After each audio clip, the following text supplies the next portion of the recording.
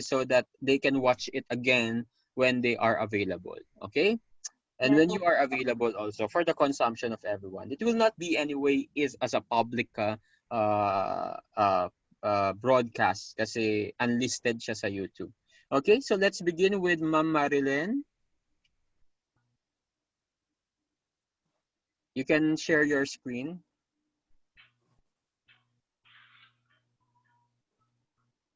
So, by the way, no, before Ma'am Marilyn starts, this is a requirement for everybody. You have to react to Ma'am Marilyn's presentation, okay? By asking.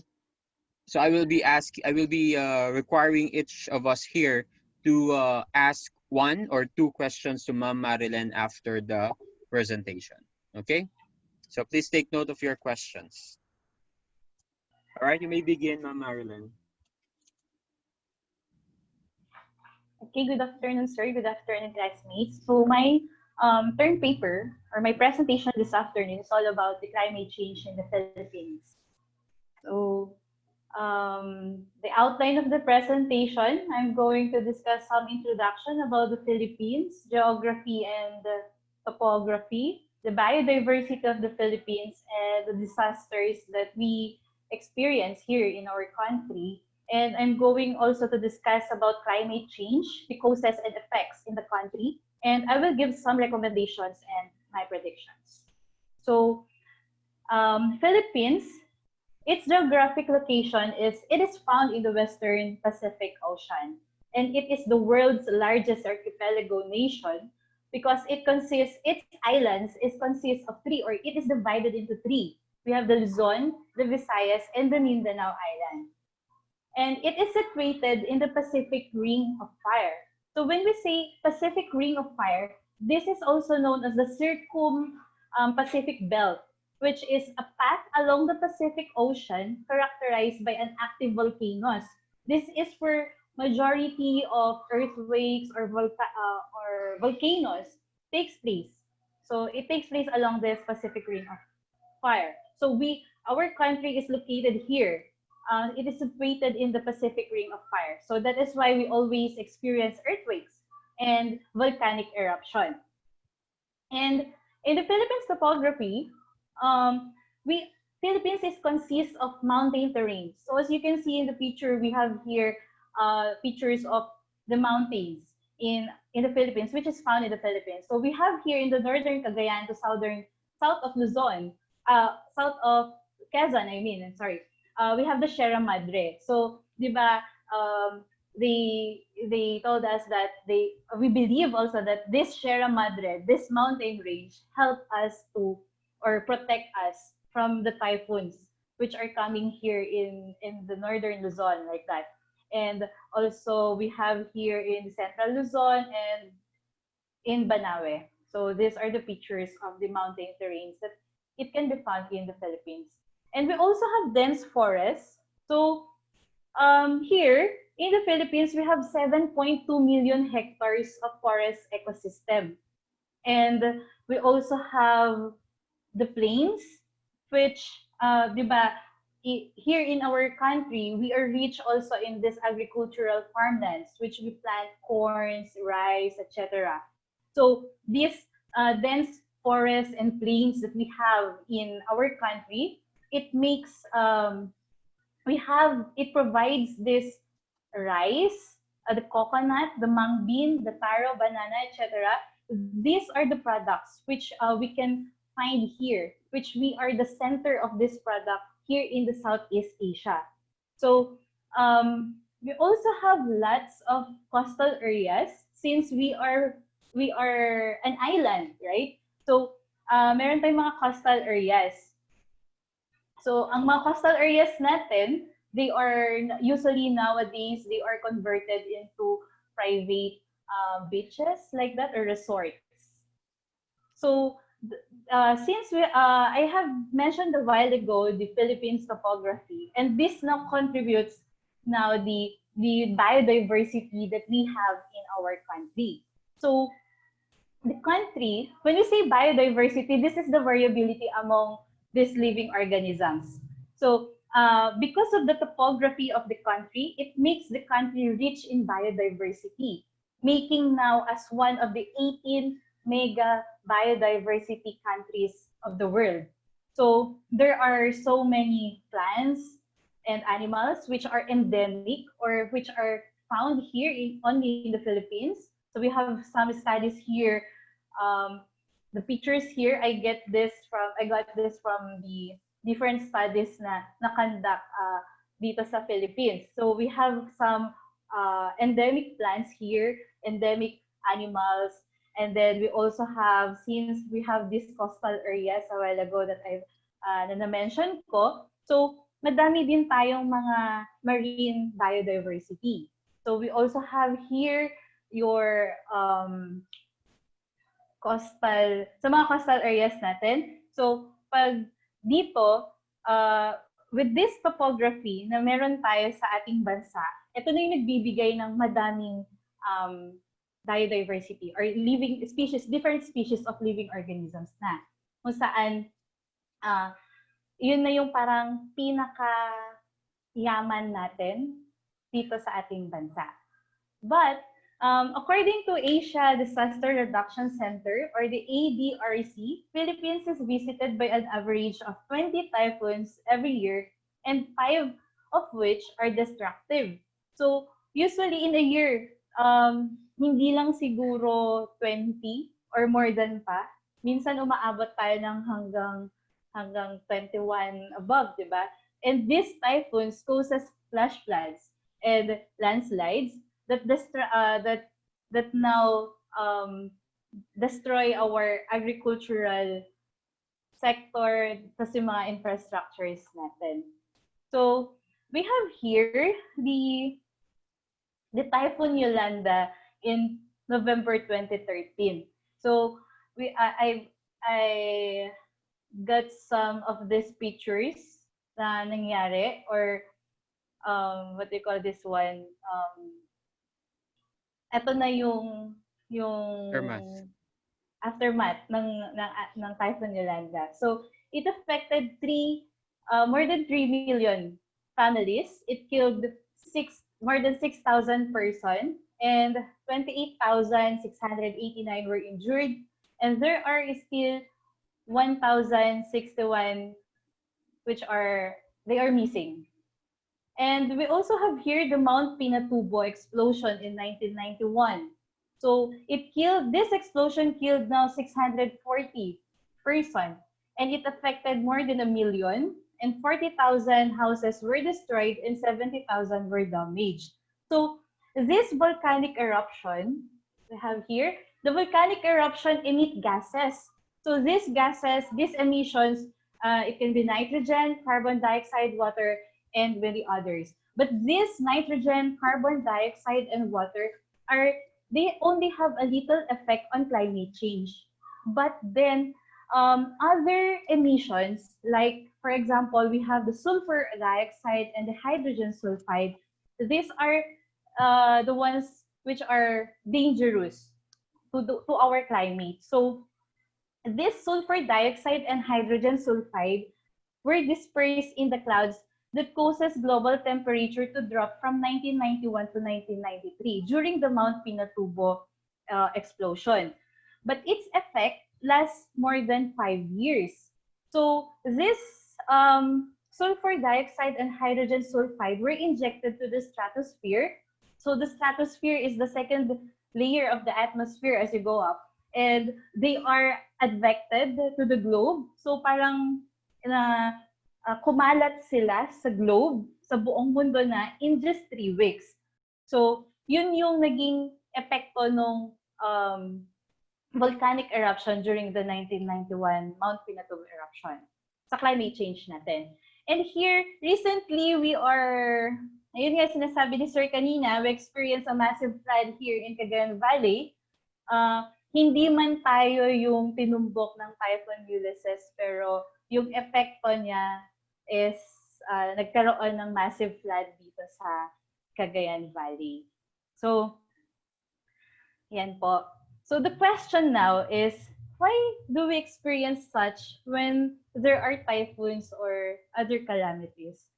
Why do we need to lose thousands of lives and millions or billions of infrastructures were destroyed?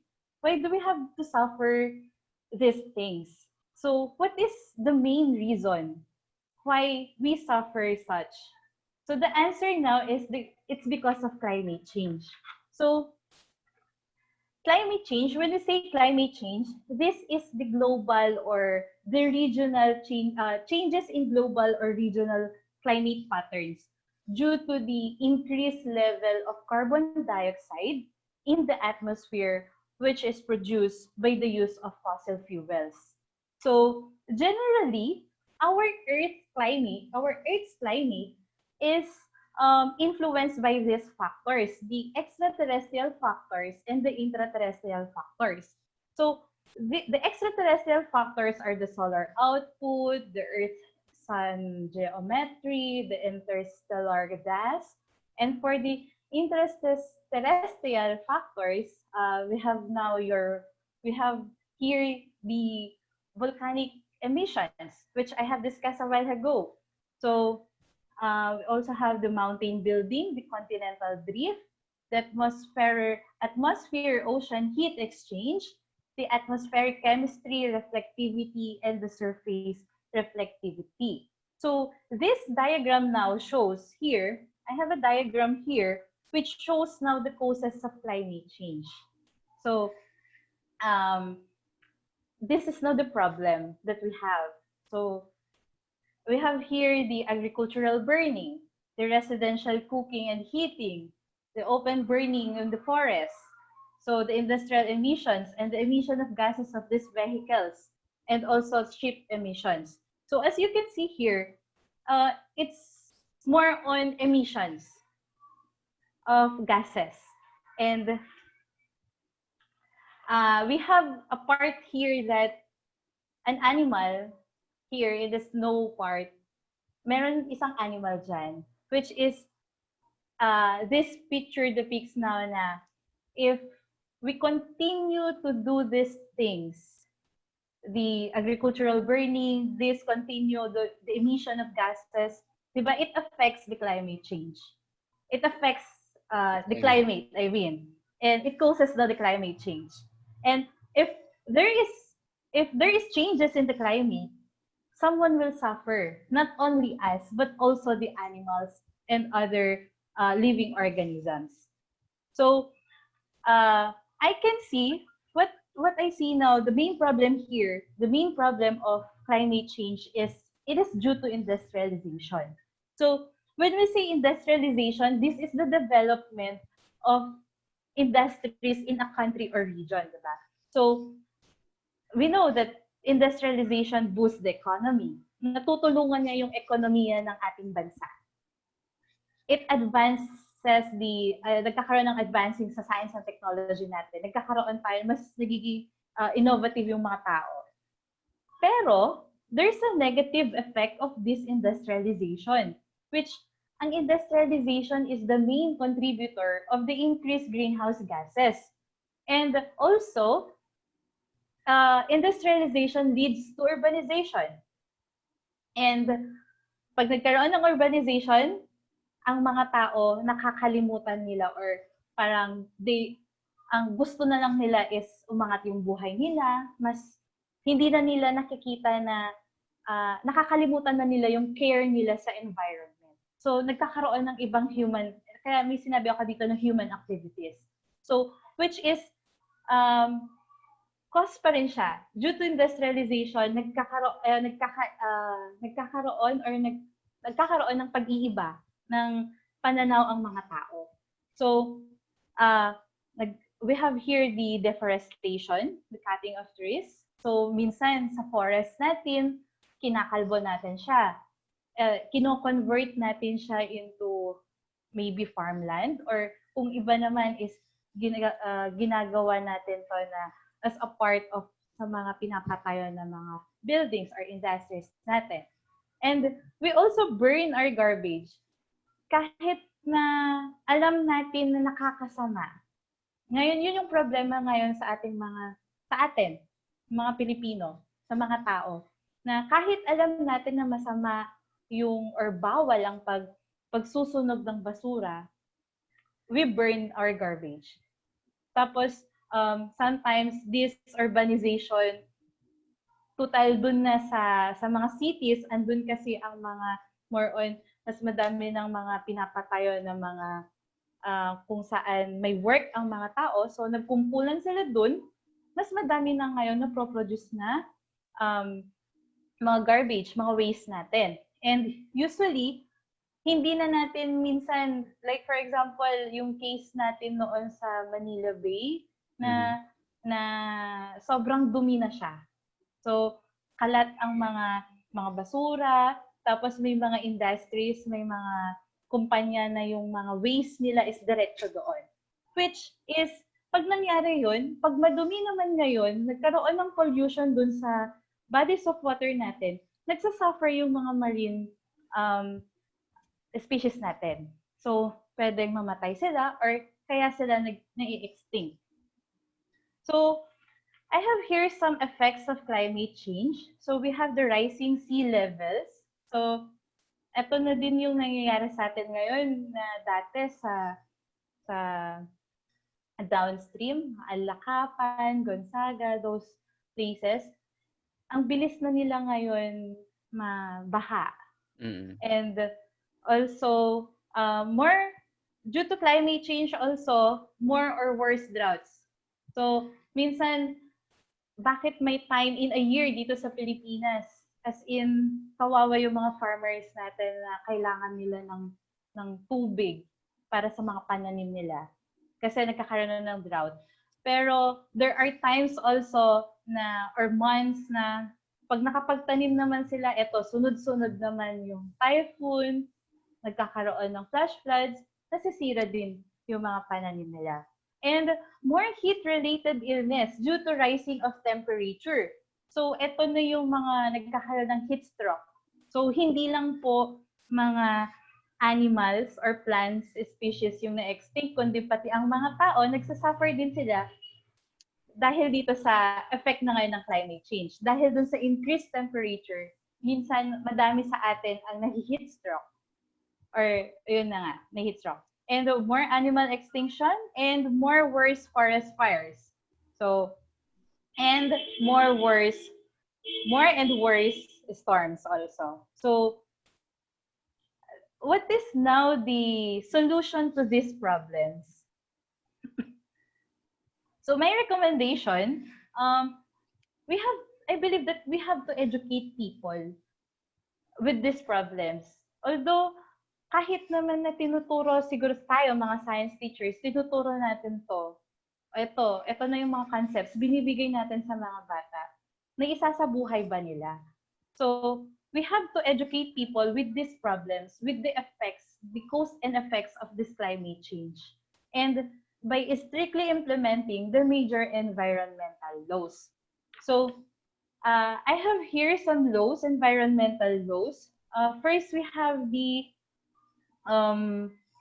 Republic Act 10771, which is also known as the Philippine Green Jobs Act of 2016.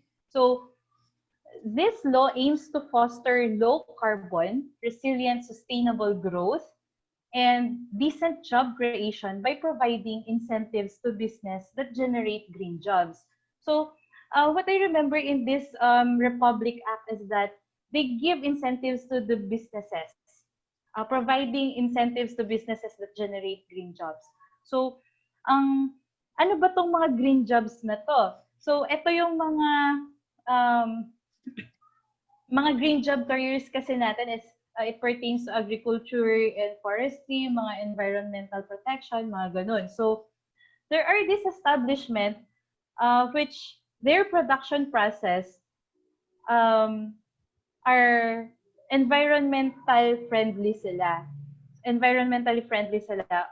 They use a fewer natural resources also. So, if these establishments are doing these green jobs, for example, the government give incentives to these businesses. So, ano tong mga incentives na to? Number one is they have this special 50% deduction of their tax taxable income. And the other one is that tax and duty free yung mga importation of their capital equipment. But this equipment dapat is exclusively and directly used in the promotion of these green jobs only. So, yun yung tungkol dito sa Republic Act 10771. And we also have the Republic Act 10176, which is the Arbor Day Act of 2012. So this is an act reviving the observation of Arbor Day by authorizing the local government units the responsibilities for celebrating the day for tree planting as annual event. So I still remember na every graduation ata, before graduation, nagkakaroon ng mga universities, mga colleges and state universities na lahat ng mga estudyante nila is they are required also to plant trees. Nagkakaroon ng tree planting. And also, i-flex ko na din ang aming municipality. Ang in our municipality sa Alcala, our mayor, nag-start sila na they encourage everyone talaga na we have to plant native trees. So, they started planting since last 2 weeks ago, after nung baha. So, yun. This is in observance of the Arbor Day, giving now authority to the LGUs, the responsibility to celebrate the day for tree planting. So, we also have this Republic Act 9729, which is the Climate Change Act. This law established the Climate Change Commission under the Office of the President, which is the principal climate policy authority, tasked to coordinate, monitor, and evaluate the programs and action plans of the government related to climate change. And we also have this Philippine Clean Water Act of 2004, which is the Republic Act 9275. And this law aims to protect the country's water bodies from pollution from land-based sources. So, ito na yung sinasabi ko kanina na there are these companies, big companies in Manila na yung mga waste products nila is nakadiretso dun sa water bodies natin sa Manila Bay dati. So, ito na yun. This law provides for comprehensive and integrated strategy to prevent and minimize the pollution through a multi-sectoral and participatory approach involving all the stakeholders. So, we really have to, since napapaligiran tayo ng bodies of water and it gives a lot of biodiversity, ito na yung kumbaga kayamanan na natin. So, dapat kailangan talaga kasi natin na i-maintain na malinis sila, malinis itong body of water natin, bodies of water natin, para din naman sa mga, like for example, mga fish natin. Kasi madami din naman mga Pilipino na nabubuhay sa fishing, di ba? So, yun. Sa Republic Act 9003 naman, which is also known as the Ecological Solid Waste Management Act of 2000, this law aims to adopt a systematic, comprehensive, and ecological solid waste management program that shall ensure the protection of public health and environment. So, the law ensures now the proper segregation, collection, treatment, and disposal of solid waste through the formulation and adaptation of best eco-waste products. So, dito din papasok na yung pinagbabawal ngayon ang pagsusunog. Kaya every municipality or every barangay, merong umiikot na mga dump trucks to collect now the garbage. Tapos, there are those schedules kung ano yung i-collect ngayon. So, natututo din yung mga tao na mag-segregate ng kanilang garbage para hindi na yung naghalo-halo and then we're going to burn it sa backyard natin. Mga ganun. So, we also have here the Republic Act of 8749, which is also known as the Philippine Clean Air Act of 1999. The law aims to achieve and maintain clean air that meets the national air quality guideline values for criteria pollutants throughout the Philippines while minimizing the possible associated impacts to the economy. And the Republic Act 6969, which is the Toxic Substances, Hazardous and Nuclear Waste Control of 1990. This law aims to regulate, restrict, or prohibit the importation, manufacture, processing, sale, distribution, use, and disposal of chemical substances and mixtures the present unreasonable risk to human health. So it likewise prohibit the entry, even in transit, of hazardous and nuclear waste and their disposal into the Philippines' territorial limits for whatever purposes, and to provide advancement and facilitate research studies on toxic chemicals. And I think this is the last environmental law, the Presidential Decree 1586, which is the EIS, or the Environmental Impact Statement of 1978. So this EIS was formally established in 1978 with the enactment of the Presidential Decree of 1586 to facilitate the attainment and maintenance of rational and orderly balance between the socio-economic development and the environmental protection. So the EIA is a planning and management tool that will help the government decision makers, the proponent, and the affected communities address the negative consequences or the risk of the environment. Kasi di ba, due to industrialization na, madami ng mga pinapatayo na mga establishment or mga companies, ganun. So, though it helps the socio-economic development of the country, dapat kailangang mabalance kasi. Dapat balance yung socio-economic development and the environmental protection. So, under dito sa EIS and EIA yun. So, another thing is that, of course, aside from those laws, aside from educating the people with these laws na dapat sundin natin, we have, I believe na kahit na maliit lang yung bata or may mga maliit na bata, they should also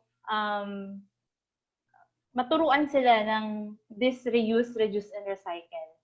So, and not also mga bata, pati tayong mga matatanda, na we always do this arteries in our respective houses. So we have this reuse, reduce, and recycle. Ito na sa mga pertaining na to sa Ecological Waste Management Act kanina.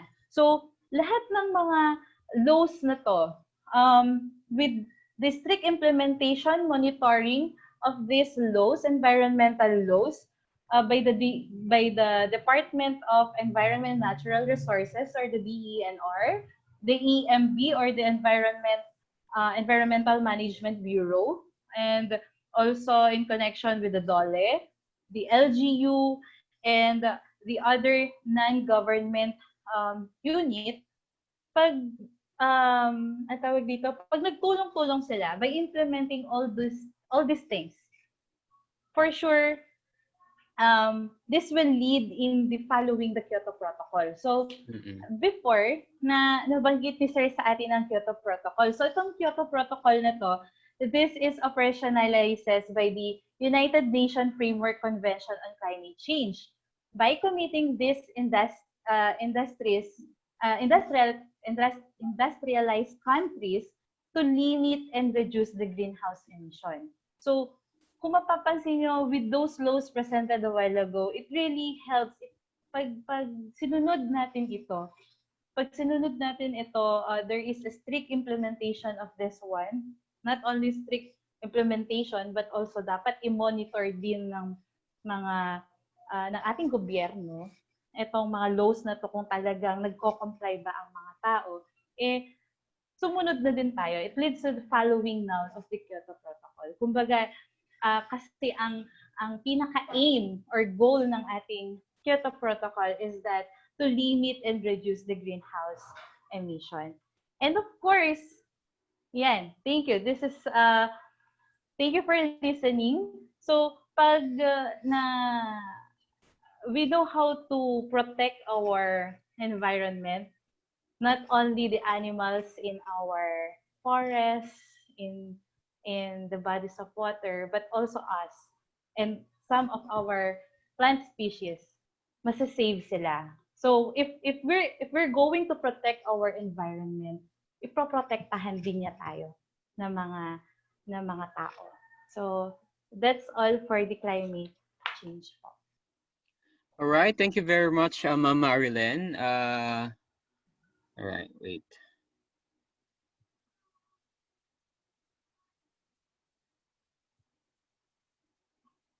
How do I unspotlight this?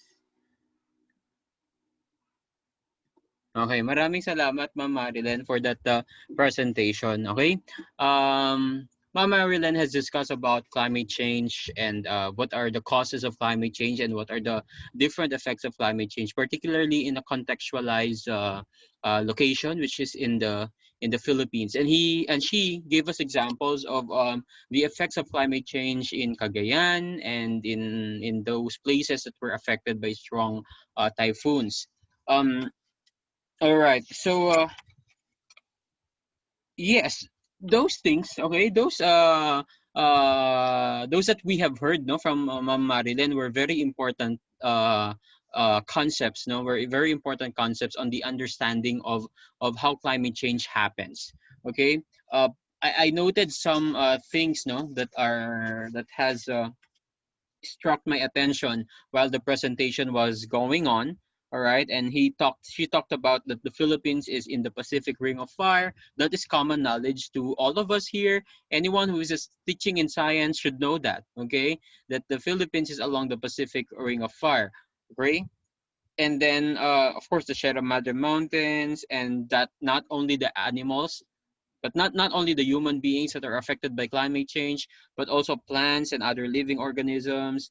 And she inserted things about biodiversity and topography. Okay, biodiversity is a topic in environmental science and in biology too. Okay, and that's separate from climate change, but we can see some relationship between biodiversity and climate change.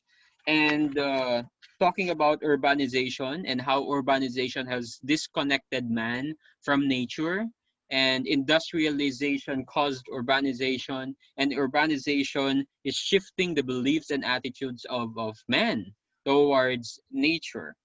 And then some of the effects that she mentioned of climate change is rising sea levels, stronger storms, and some laws related to climate change in the country. I learned a new term ngayon, yung green jobs, no? Yung green jobs, they are not only referring to jobs that are green, that are in relation with environment, but also some jobs which uses or decreases the use of natural resources in the production process. We can consider that as a green job. And then Arbor Day, then the eco waste products, and some related laws in relation to climate change. I have few questions here though. Okay, Marilyn, I have some few questions. But before we start our discussion on the topic, I ask everybody to prepare a question for Ma'am Marilyn. So before I throw the question, I will be giving everybody the floor to ask a question to Ma'am Marilyn. Okay, so let us begin with who wants to throw the first question? Can we open our camera? Okay, who wants to throw the first question? O, 5 lang tayo dito. O, tignan nyo. Mamili kayo sa 4. Nobody wants to throw a question? Baka Kaya ko na po. gantihan. Si Ma'am Kim. Ma'am Kimberly, what question do you want to ask Ma'am Marilyn?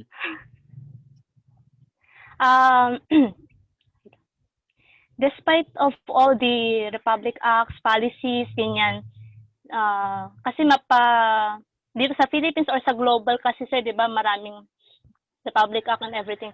Pero Mm. bakit kaya until now, problema pa rin? What's the problem about those policies? Yun lang po.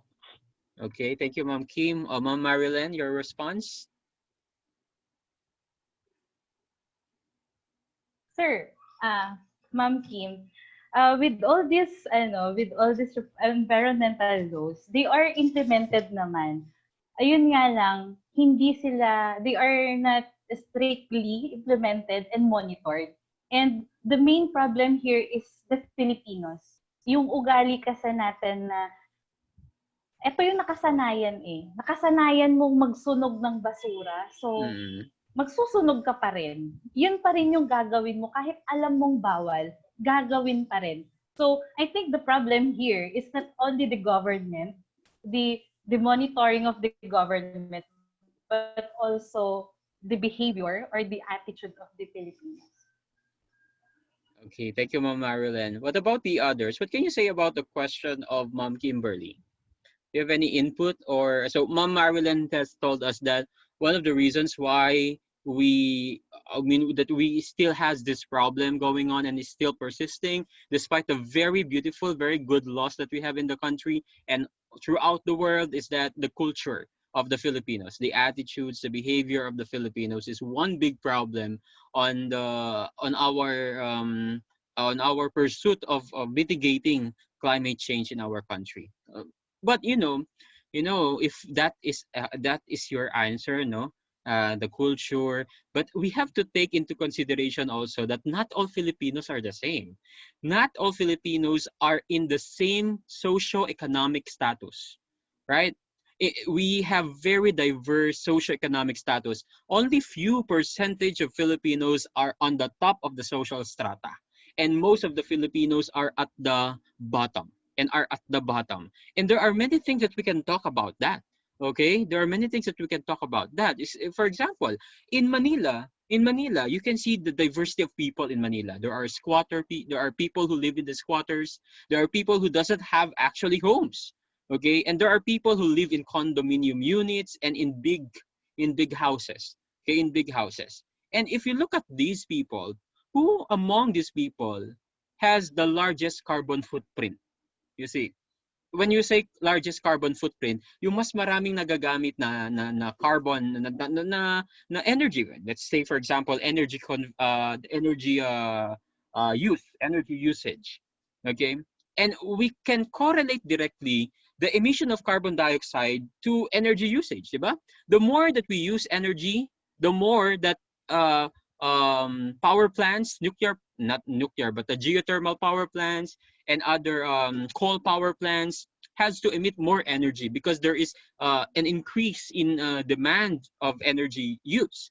So if we compare the energy use of this social strata, it's unfair to say na kasalanan ng mga taong nasa baba. Right? Kasi yung kultura nila kasi nagtatapon ng basura sa ganito because they do not have the right environment to do those right things. Okay? They do not have the right environment to do those right things. But if you look at energy usage at that level, mas mataas ang demand ng mga taong nasa taas. Because they have bigger houses. They have bigger needs. They have more needs. But looking at the people at the bottom of the social strata, anong kailangan lang nila? They just need their basic needs. Di ba?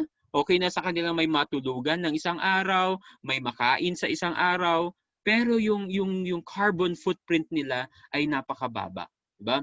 On a larger perspective, parang Pilipinas 'yan versus China.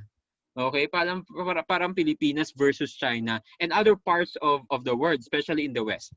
If I ask you a question, who or which among the countries in the world experiences more natural calamities? Kung siguro bingo ang laro natin, Pilipinas na ang nagbingo. Tama ba ako? Pilipinas na ang nagbingo. Except for countries in South America, no. They are also found in the Pacific Ring of Fire though, right? In Southern America. And there are also a lot of typhoons in Southern America. And if you look at this, the Philippines as a small country contributes not really to a great extent to climate change. But there are bigger countries that contribute to a very great extent in climate change. But the effects of climate change towards them is not that high compared to the Philippines. Which country is hit by extreme typhoons? Which country is hit by some other calamities, 'di ba? Yung mga maliliit na bansa na katulad ng Pilipinas. Kaya doon natin nakikita yung injustice, 'di ba? Injustice na hindi naman ganun kataas ang contribution ng Pilipinas sa climate change, but we are experiencing the most of the effects of climate change. That leads me to my next point of view, no? Let's talk about the countries in the Pacific Ring of Fire. Japan and the Philippines are located right in the Pacific Ring of Fire. And we know that Japan also experiences a lot of typhoons, not only typhoons, but they are located in a place where earthquakes are really happening. Strong earthquakes are really happening. Comparing their GDP and the status of their country as a whole, napakalayo ng estado ng Pilipinas at ng Japan. I read a study, an article, it's not a study, an article that there is a correlation between the economy of a country and the the frequency of natural calamities in a country. Okay, it says in the article that the the higher the economy of a country, the lower the frequency of natural calamities hitting the country. And I see the philosophy of that article, no? Look at Europe. Europe has the largest density of countries which has higher GDPs. Diba? Mga industrialized countries ang nasa Europe. And there are small number of news that we can hear na nababagyo sila, na natatamaan sila ng earthquake, na nagkakaroon ng volcanic eruption, right? But look at their GDPs. Indeed, they are really high. Okay? Pero if there's one country that can disprove that, okay, if there's one country that can disprove that article, that is Japan. Do you agree? Japan is frequently hit by typhoons and earthquakes, no? But their GDP and their economy is really high. What do you think is the difference between the Philippines and Japan? Considering these previous statements that I have mentioned, in terms of adopting and mitigating and, managing climate Sir, change as a yung whole. Hello, sir. Yes, Sir Ronel, you are acknowledged. Sige, Ma'am Sir. Kimberly mamaya.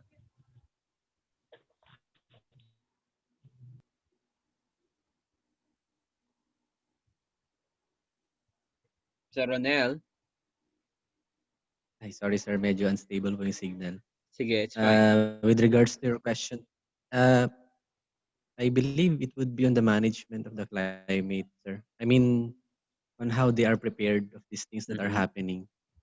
Philippines way back has a very good blueprint or plan with regards to climate change, but as time goes by, Very good. these administrators or our leaders doesn't have the focus on these things that are happening and what will happen on the next. Yes.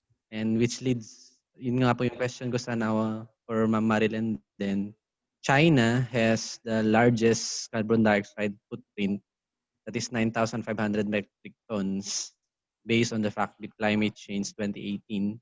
And then number 2 is USA. So with regards to these things, kailangan ba nating gawin yung mga nasa PowerPoint mo, mitigations and the likes, where in fact these big countries are the contributory countries to what is happening to us? Oh, that's a very good question, Sir Ronel, no? Ma'am Marilyn, you answer the question. Kailangan daw ba nating gawin?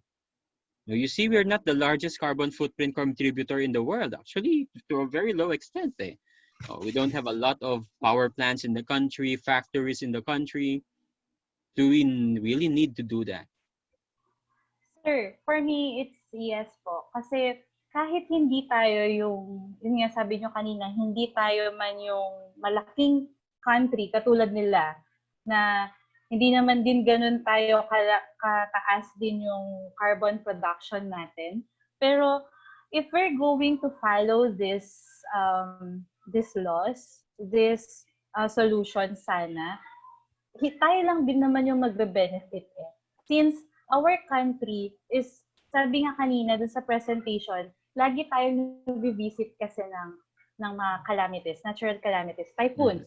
There are how many typhoons that visit our country in a year? And 5 of them are destructive, sabi nga kanina. So, sino yung magsasuffer? Tayo pa rin naman. So, if we're going to follow all these things, it can be a great help already for the Filipinos para makaiwas din tayo or para maging ready tayo sa mga ganitong kalamidad. If ever na dumating na naman etong epekto ng climate change sa atin.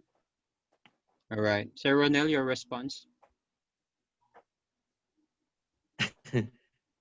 If you will answer your own Yes, question, what would be your answer?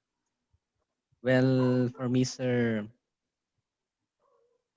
first and foremost, again, we are a small country and our carbon footprint is very low in comparison with these top 5 big countries like India, USA, and Japan, wherein they are hitting the mark. So I believe the first thing would be sila po yung unang gumawa kung ano man yung sinasabi nila. So, And then, they have to yes solve po, it by themselves first, and then these small countries would follow. Okay. I believe it's a manipulative thing din po that these third world countries are really striving hard for not to be affected by this climate change. But then and again, if there is a paradigm shift of the thinking of this climate change with regards to these small countries na magsama-sama po sila, they can overpower these big countries that has contributed a large carbon footprint and then push them na sila po yung unang gumawa nung kasalanan din naman nila with regards to climate change. Yes, that is very true, no? Tama din naman yan. You know, Ma'am Marilyn has a concept that climate change is a global perspective, no? I get the point of Ma'am Marilyn that climate change is a global perspective. Although the Philippines is contributing to a very low extent to carbon footprint and compared to other countries in the world, um, even if we are small and we have very small population relative to other countries, I think our efforts would also matter. But yun nga yung sinasabi ni Sir Ronel, no? We have a very low extent in terms of our carbon footprint, no? And if we had a paradigm shift, that reminds me of the concept of Jason Hickel of the de-development, right? Of de-development of industrialized countries. Ang konsepto niya ay hindi naman talaga makakasabay itong mga third world countries to these developed countries. Kasi the developed countries will continue to develop, right? And the third world countries will have a hard time coping up with the developed countries. That is very true. And Jason Hickel introduced the concept that instead of these third world countries keeping up with these developing countries, why not that the developing countries has to downgrade themselves to match with the third world countries? And you know, sino naman kasi ang gusto magpatalo? And that is, again, it's not just pure science. Okay, science cannot answer the question. There are aspects in the society, in the culture, in human philosophy, and in human interaction. There are a lot of aspects to consider. Kaya ang answer ko dun sa sagot ni Kim, sa dami ng napakaraming magagandang batas, bakit hindi pa rin natin nagagawa o nabibigyan ng katuparan yung vision ng mga batas na to?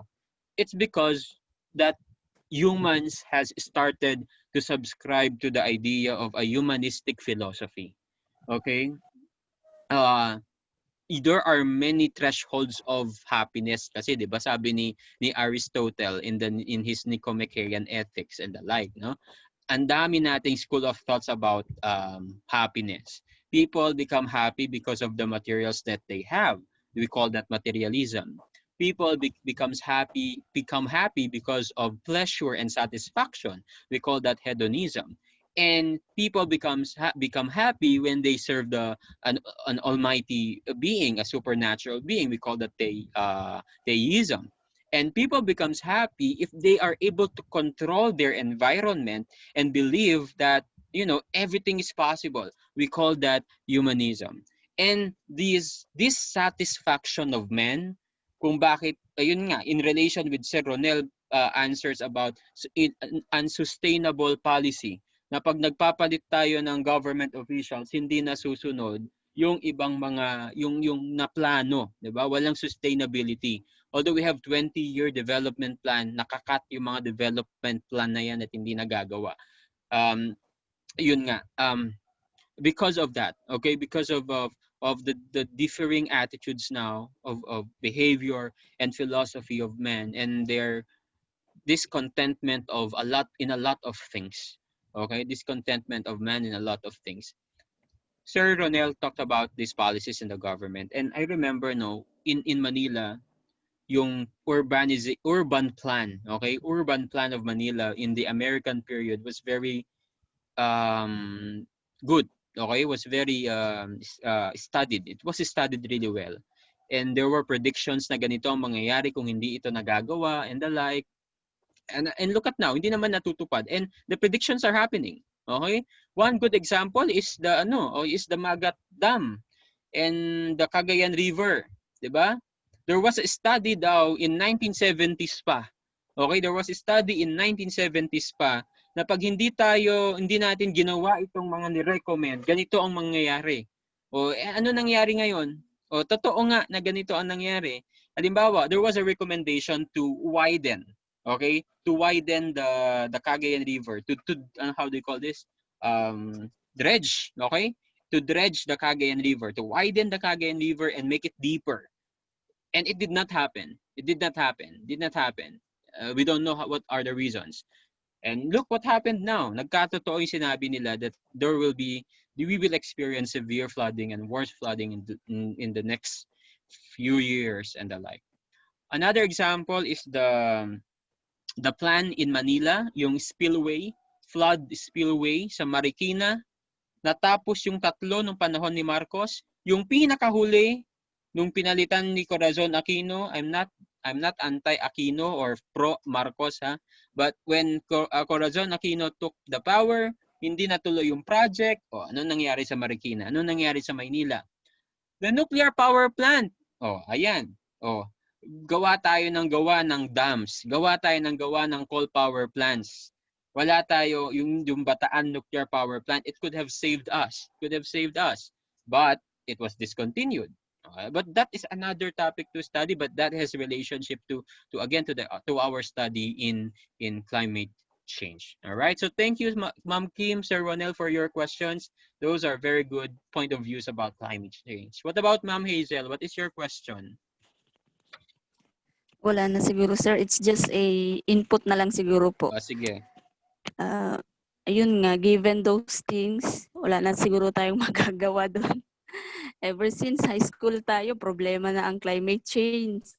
College tayo, problema pa rin. Now, issues pa rin.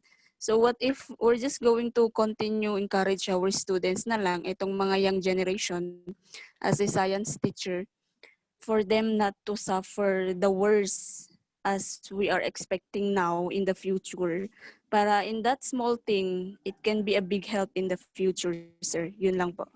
Okay, thank you, Ma'am Hazel. I have a question on that matter later on. No? Ma'am, Sir Mike, what's your question?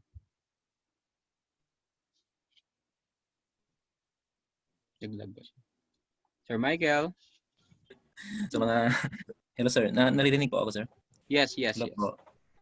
Sir, kwan po, parang personally, parang natakot ako dun sa explanation po na ni Ma'am Marilyn at saka yung question po ni Sir Ronel. Kasi, and then yung idea din po ni Ma'am Hazel. Kasi yung iisipin po natin, parang are we going to accept the reality na wala nang solution po.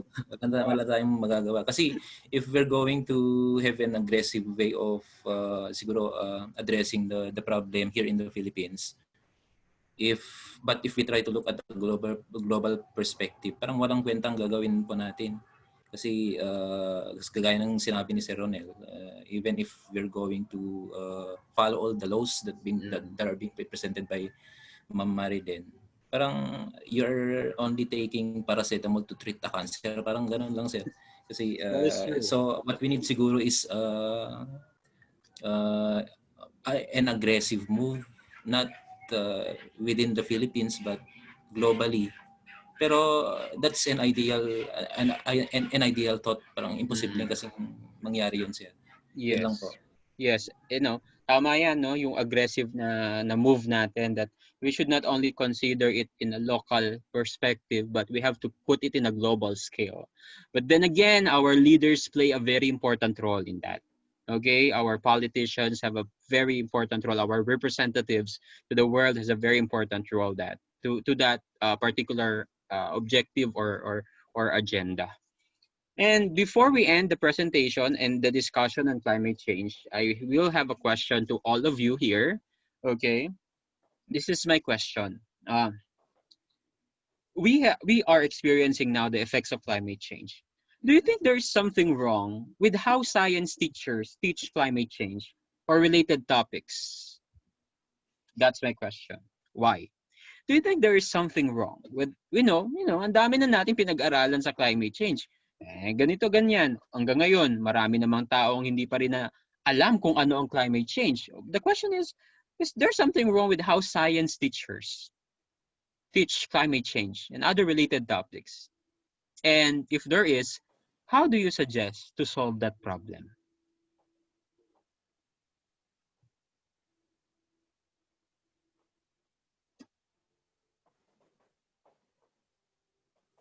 Let us begin with any volunteer. Ma'am Kim, ikaw na lang muna. Ma'am Kimberly.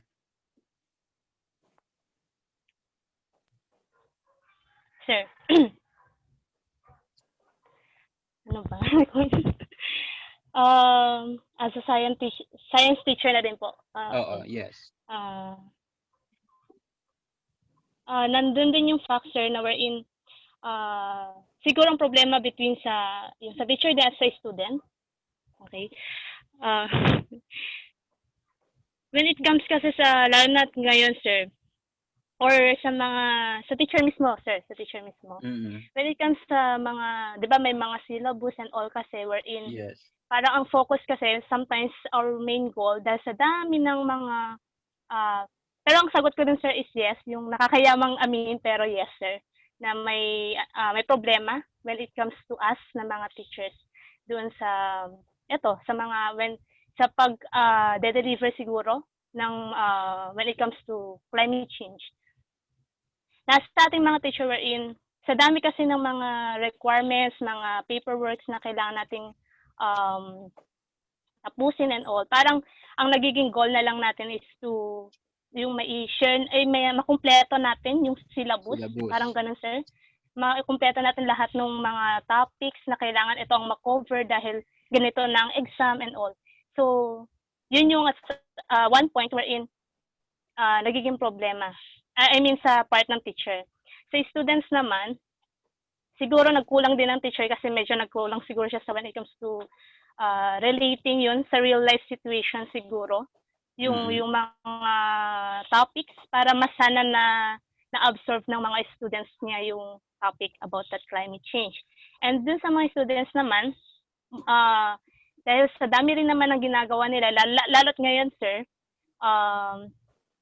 parang focus na lang nila is something to do with their grades. So parang they just read, parang ito lang, basahin lang nila tong topic na to without any absorbing yung mga knowledge po, sir. Parang ganun. Yes, sir. Okay, thank you, Ma'am.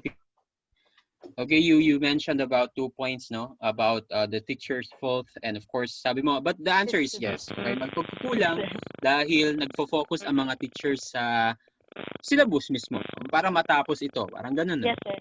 Sa content. And teachers lack how the ability to relate climate change to real life situations where students can really build a strong or meaningful knowledge on the climate change. Thank you, Ma'am Kim. Okay, before before we will wrap all these things together after you have answered my question. Ma'am Marilyn, what can you say? Sir, I agree with the answer of Ma'am Kim. Kasi, like for example, sa atin sa college teachers, Mm-mm. ang climate change sa STS po, di ba, it's just a topic. Hindi siya, Mm-mm. kumbaga subtopic lang siya ng isang chapter. Yes. Kumbaga, ang maliit sa atin ngayon, sa part ng teacher is hindi binibigyan ng emphasis, hindi masyadong malawak yung Okay. pag-e-explain natin sa mga bata. All right. Yun po Tama yung answer. naman. Thank you, Ma'am Marilyn. What about Ma'am Hazel? What can you say?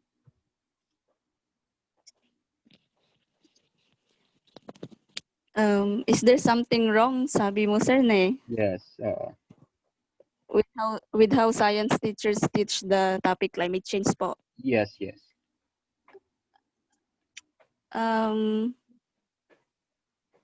Hindi ko alam pero parang bakit kasi we're not going to deliver that well yung topic kasi nandyan na yung topic eh.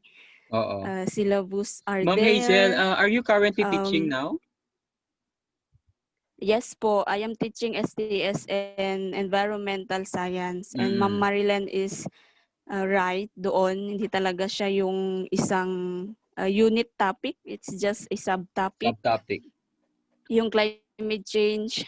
Pero as to that, kung nandun ka na kasi sa topic na yun, why not teach that well? Siguro ang problemang nakikita ko, sir, hindi yung way of delivering the lesson or the preparation.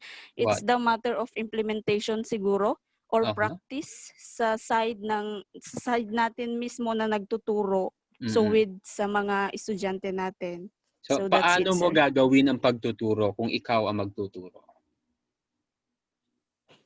The climate change, sir, given the knowledge po, nandyan na yung knowledge natin. So, meron naman tayong mga programs sa school like clean up drive, paano mo ipapakita sa kanila the proper waste segregation. Meron din kami kasi dito, sir, na within municipality. Okay. So, lumalabas yung mga estudyante, tapos we are... Community-based. Oh, yes, sir. Ganun. Hindi lang sa loob. So, with sa outside. I think yun lang muna yung nagagawa namin dito sa school. Okay. Thank you, to Ma'am show Hazel. them about the Yes, sir. Okay. Thank you. That's good. Sir Mike, what can you say? As a non-science teacher, let's look from the lens of Sir Mike, no? Ano kayang pagkukulang ng mga science teachers? No offense, don't sugarcoat your answer. This is no offense towards us science teachers. Okay, go.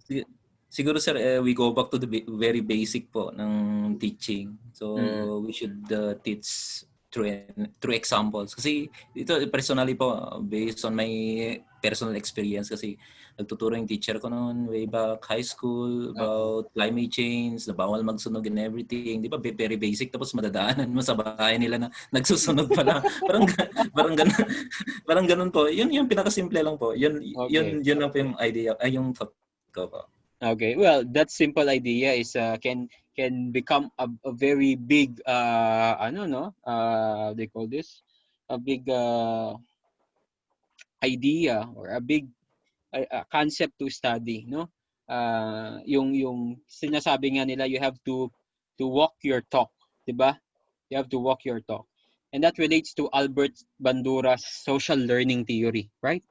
And as teachers, we should know what social learning theory is and how modeling happens as a form of, learning. Yeah, Sir Ronel, what about you? Well, sir, as for me po, the question is an eye-opener. I was reflecting a while back. Because when we have a class with Ma'am Toscano a while ago, sabi niya, with what is happening right now, she is blaming science teachers. Kasi, she's blaming science teachers about the climate change. Bakit daw? Because kung naturuan daw namin ng maayos yung mga bata, and yun nga po, nadala nila, hindi dapat nangyayari itong mga bagay na ito. So it's inisip ko kanina, this is a researchable question as well. Yes, very so true. The efficiency of science teachers on a global or to be a national manner, na it could be correlated to the knowledge and somehow the practices of these students na graduate na. in relation to climate change. So, yun po. Yes, that is a very good insight, no? The question Uh, is really, di, the reason why I threw that question to you is to para lumikot yung pag-iisip natin, yung ma-open tayo sa katotohanan na meron talagang pagkukulang din yung mga teachers. Hindi lang sa climate change, no? Sa climate change. Pero pag nagtuturo ako ng Prof Ed sa mga undergrad, lagi kong binabanggit yan na maraming pagkukulang din talaga din ang mga teachers. Halimbawa sa values education. From grade 1 to high school, meron tayong edukasyon sa pagpapakatao. Pero simpleng pagtapon ng balat ng candy, hindi pa magawa ng tama. Paano naman? Kung ang itatanong mo sa periodic exam, nakita mong nahulog ang pera ni Ana, ano ang gagawin mo? Oh, A, itatapon ang pera. B, ibabalik ang pera. You cannot answer that question. Right? So, ang daming mga tinitignan nating mga bagay na sabi nga nila, 'di ba? The vision of a country relies on how the education happens in the country.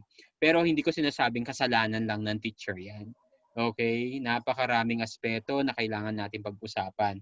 Nasa isip ko yung tinatawag nating problem-based curriculum. Okay? Hindi tayo magtuturo ng science. Yung nasa content, alam nyo, meron tayong tinatawag na subject-based curriculum at content-based and problem-based, mga ganun bagay, no? Ang nakikita kasi natin sa ating content, sa syllabus, hindi sa syllabus sa course prospectus, yung mga subjects na nakalista, sa subject dun, science, mathematics, sa GE, mga subjects na ganun. Paano kung lagyan natin dun sa subject na 3 R's, reduce, reuse, recycle? That's the subject.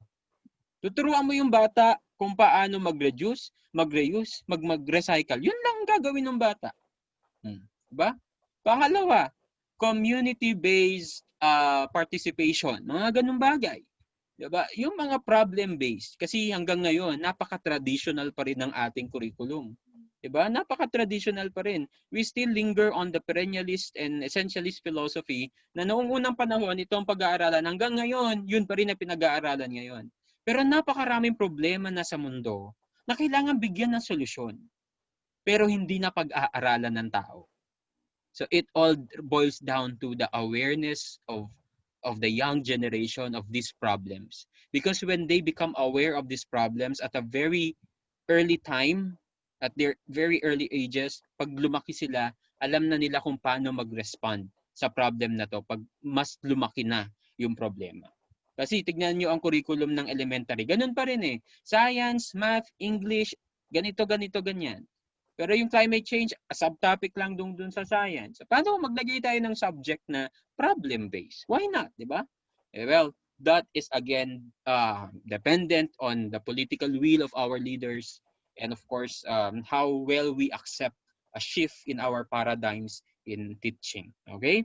So thank you very much for your participation in our discussion on this particular topic. It was a very meaningful and how they call it, insightful discussion on climate change. Thank you, Ma'am Marilyn, for spearheading our discussions. Now, let's proceed with a very interesting topic. Medyo natatabunan na ngayon dahil ang daming nangyari sa Luzon at sa Pilipinas, pero hindi pa rin ako kumbinsido na dapat Dolomite ang ilagay sa Manila Bay. Okay? So, ang daming issue na natabunan ngayon, di ba? Yung PhilHealth scam, 15 billion pesos ang ninakaw sa pondo ng gobyerno. Tapos tinabunan ng Dolomite sa Manila Bay. Nasaan na yung mga taong responsable dito? Siguro sa buong buhay ko, hindi ko kikitain yung 15 billion. Kahit extend mo yung buhay ko ng 100 years, hindi ako kikita ng 15 billion pesos. So, ang dami nating pwedeng paglaanan ng 15 billion pesos na yan. Anyway, so speaking of that, we will be talking about a more or less more than 200 million project of the government, the Dolomite reclamation project. It is not a reclamation project though. It's how do you call this? artificial beach, white beach in Manila Bay. Okay? So this will be presented by Sir Ronel. Sir Ronel, take it away. Okay, good afternoon. It's good evening pala. Everyone, good evening, sir. And my topic is all about the fright of the Dolomite. And the main title would be this one, The Fright of the Dolomite, a critical review on Manila Bay Beach Nourishment Project. And let me tour you again to the Dolomite issue once and for all. So it has an abstract already. I prepared an abstract for this one for a publishable format. So the term paper reviews the beach nourishment of Manila Bay, and this paper aims to further elaborate the sociopolitical, health, and environmental issues in the implementation of project amidst the middle of the pandemic, basing on the previous studies related to beach nourishment, enhancement, and beach fields done by these countries. Research-based explanations regarding the issues faced the implemented project are discussed to further understand the appropriateness, mechanism, and project sustainability of laying out dolomite sand in Manila Bay. So that would be for the abstract. And those are the keywords. Again, dolomite, also known as dolostone and dolomite rock, is a sedimentary rock, and it is found in sedimentary basins worldwide. It is thought to form by the post-depositional alteration of lime mud and limestone by the magnesium-rich groundwater.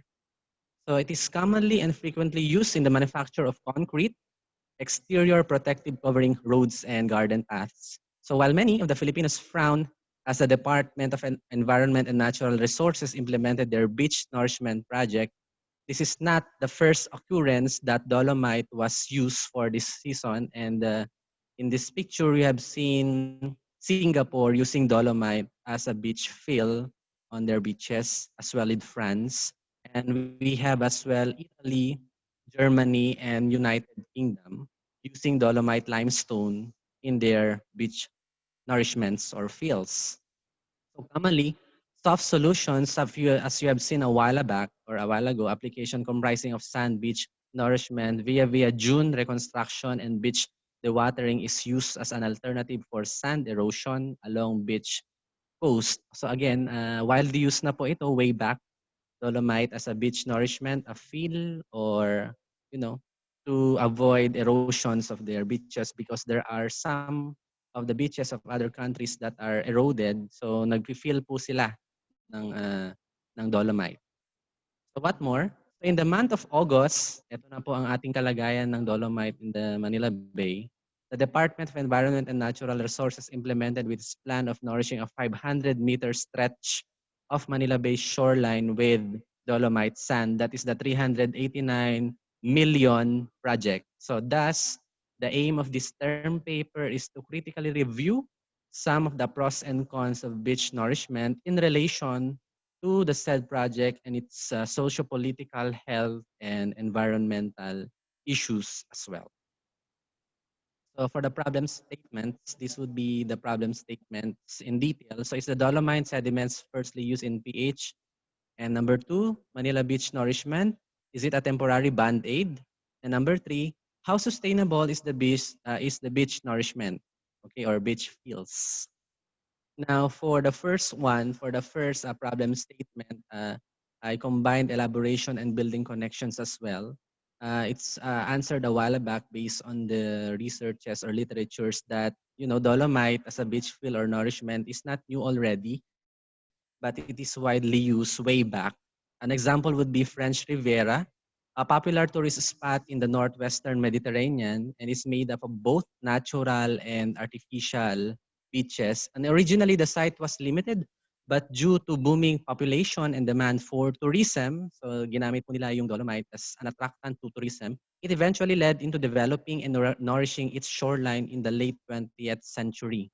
So at the moment, this tourist spot is made up of 25% or 21.5% dolomite beach for tourist spot purposes.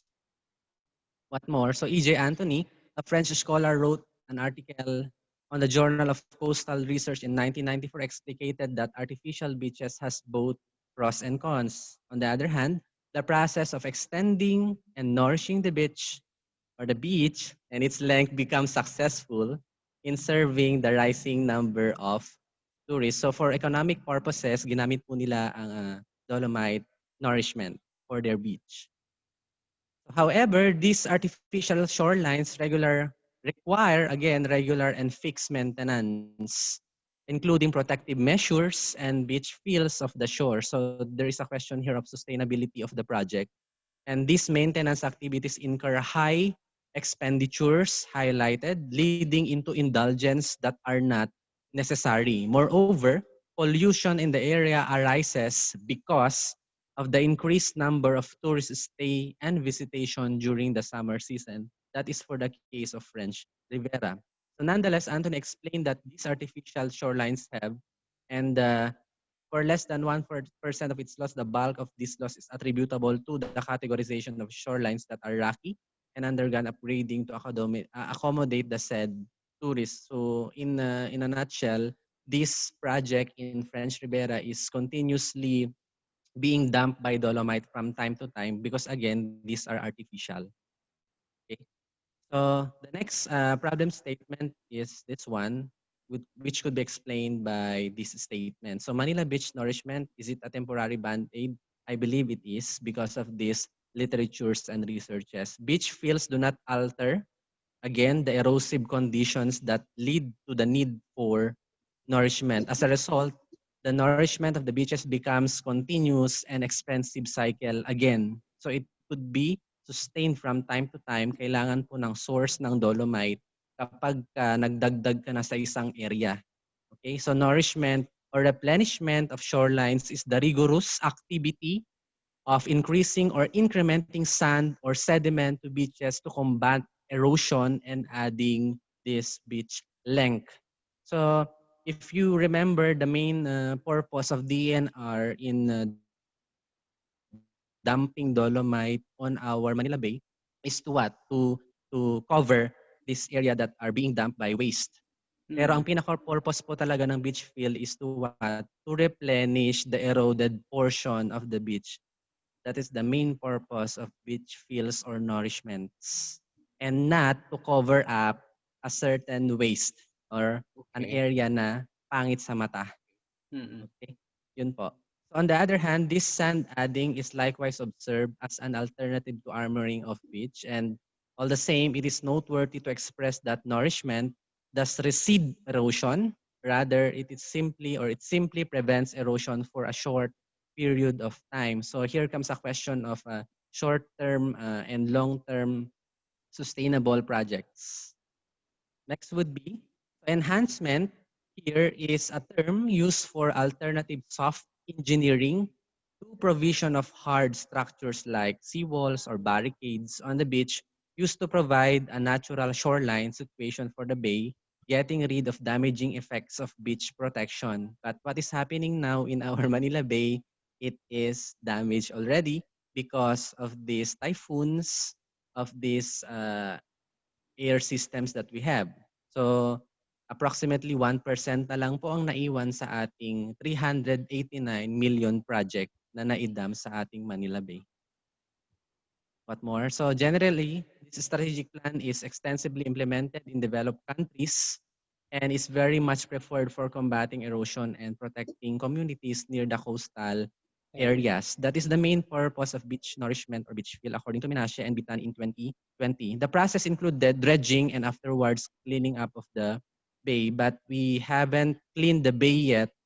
Nagtapon lang po tayo ng dolomite sand sa area na yon.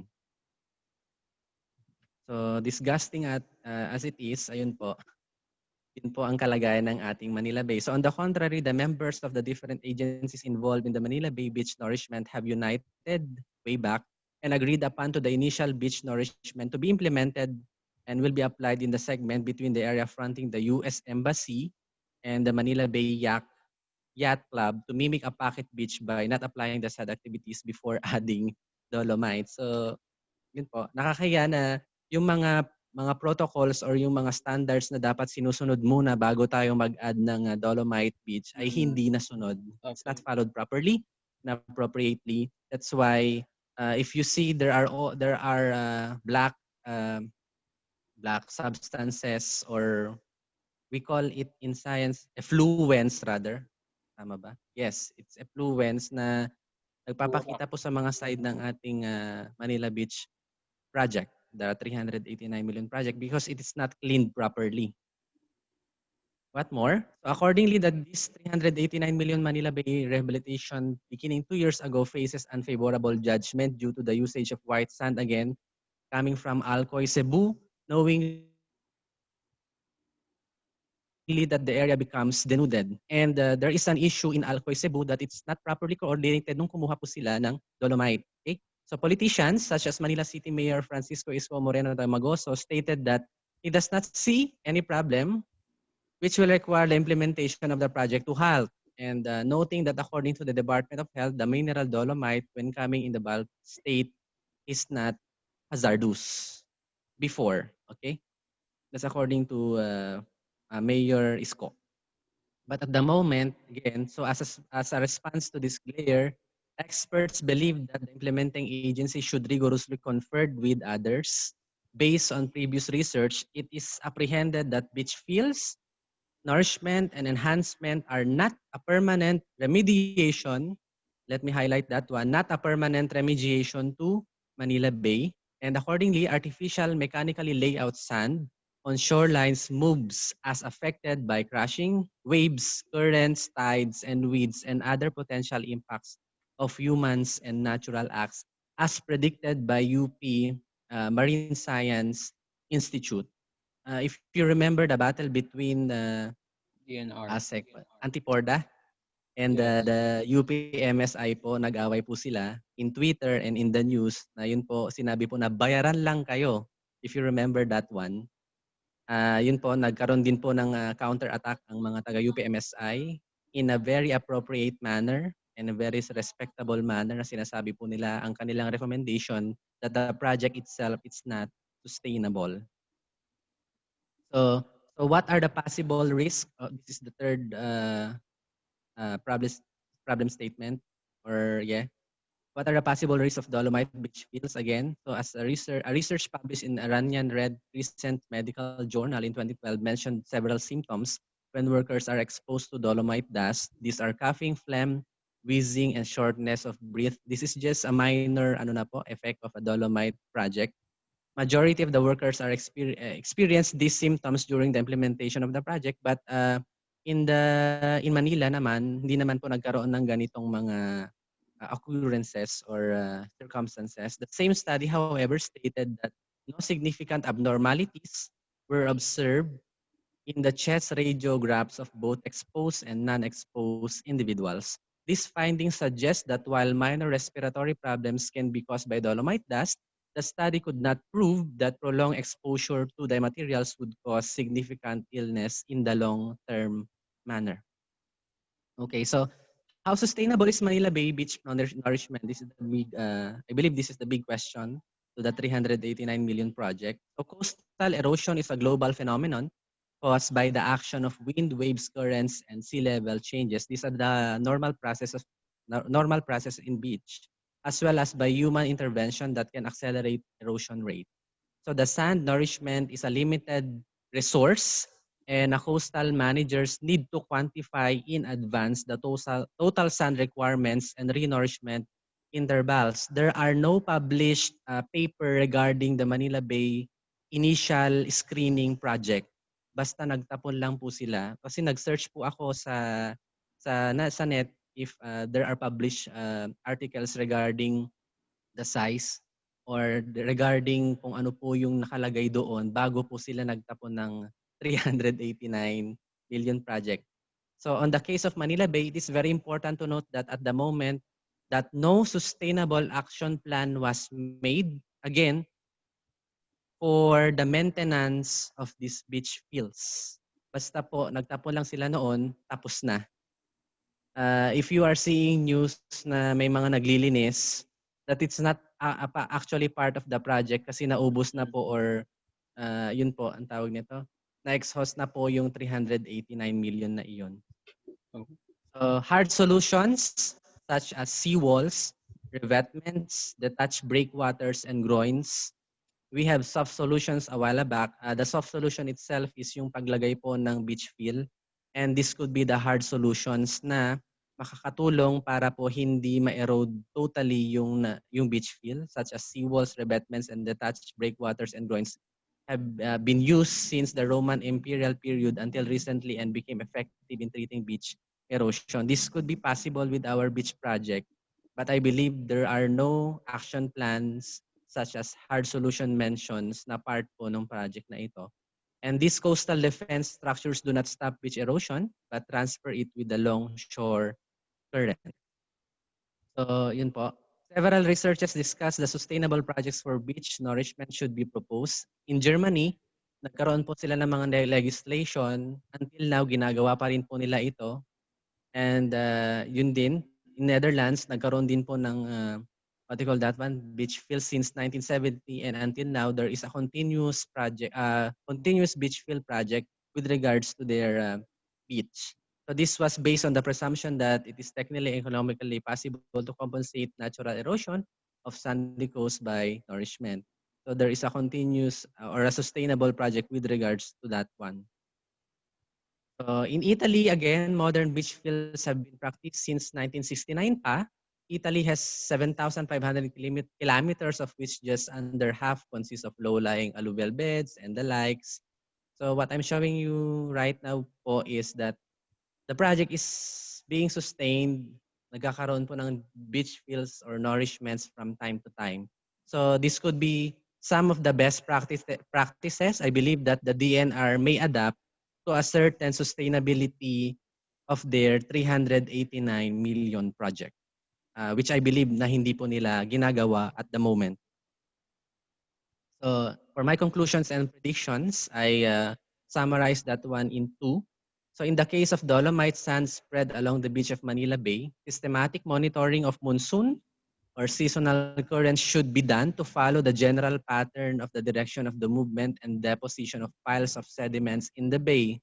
The process will take for some time. It's a very crucial project or process, but regular monitoring and studies will enable DNR to predict or model on how the nourished sand rather will evolve. At the moment, only 10% of the Dolomite sand was present in Manila Bay due to the normal beach erosion. Hindi ko na po alam, Sir Bay, kung ano po yung statistics at the moment. This 10% is from the Philippine Star. Pero baka po mas mababa na po ito sa ngayon. These natural processes are inevitable. Thus, the government agencies should come up with hard solutions, as mentioned a while back, as the ones presented by the other countries for beach fills that could prevent the further recession or erosion of the Dolomite sand as a nourishment in Manila Bay. Here comes a picture of sustainability. I would be emphatic on this one because I believe that many government agencies and projects or programs are, yun po, napakahina nila as to sustainable projects. Kapag natapos na yung projects, hindi na nasusustain, hindi na nadadagdagan. And I believe this is also the weakness of some researchers in the field, na kapag natapos na po yung research, hanggang dun na lang, that's it, namatay na. Nagkaroon na po ng natural death, hindi na po na-sustain. So this could be an eye-opener for us in the academe and in the field of industry as well to continue or to venture in our research or project maybe or program it may be to sustain that one up to the level na kung saan makikita natin na na-materialize na yung project sa community natin, sa kapitbahay natin and the likes. What more, awareness is very important again of these things that are happening. This 389 million project comes to waste, I believe, kasi natapon lang and then natapos na. Same as well with the 15 billion scam in PhilHealth. So awareness of these things that are happening, political or social issue is really a need for us in the academe.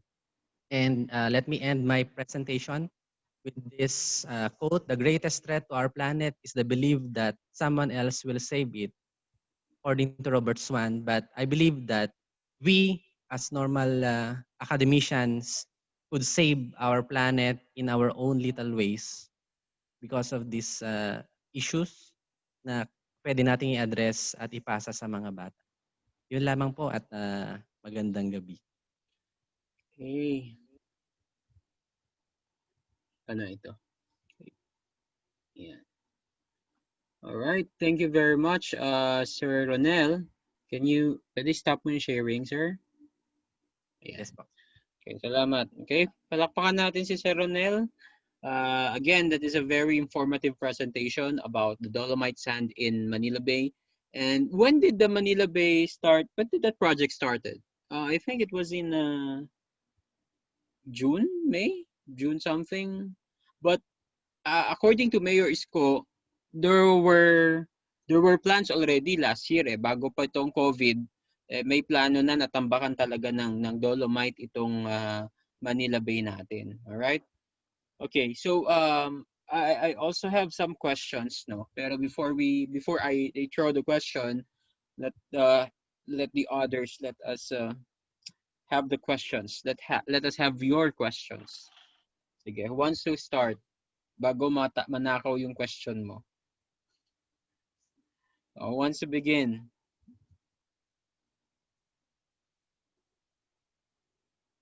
You know, this topic is not like climate change because there are a lot of questions related to climate change, no? Okay, but about in the Manila Bay, there are a lot of things to talk about this Dolomite sand, not only in an environmental aspect, but in political, social, cultural.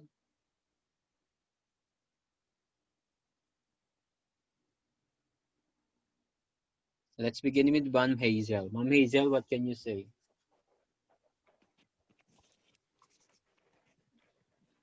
Sir, Mm-mm.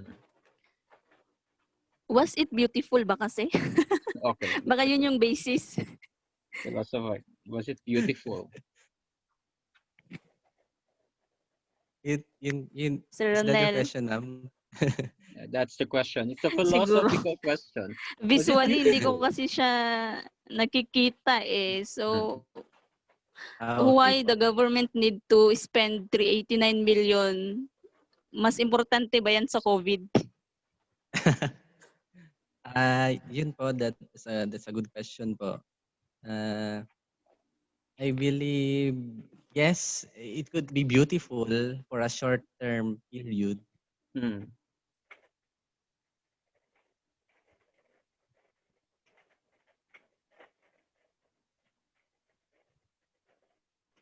Ronel. Naglag yata si Sir Ronel.